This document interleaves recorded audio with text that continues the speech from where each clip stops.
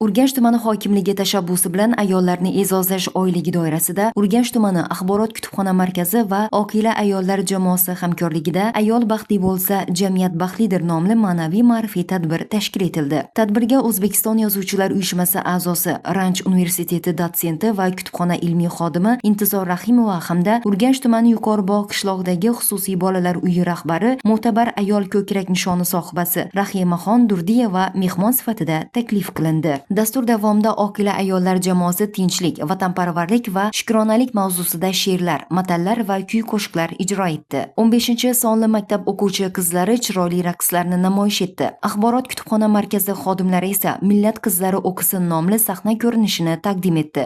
Men turmushga chiqmayman, oyijon. Hali ishim, karyeram bor. Singlim hali birinchi kurs, oldida o'qishi bor. Ikkalamizni qilgan katta orzularimiz bor. Dadam ikkalamizni o'qitamiz deb va'da bergandilar-ku. Otangning gaplarini axir o'zing eshitding-ku. Sen haqingda mahallada gap bolalab ketibdi-da. Odamlarning bu so'zi otangni hamiyatiga tegibdi.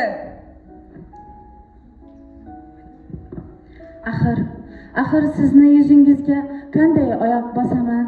Dadamga va'da berganman, va'damni nomusimdek yuragimda saqlayman. To tirikman, menga bergan ishonchingizni oqlayman. Yutuqqa erishgan bo'lsam, bilimim bilan erishdim. Sizdan olgan tarbiyam, ilmim bilan erishdim. Odamlarni gapi deb hammasidan kechamizmi? Endi o'qishimizni chala tashlab, endi erga tegamizmi?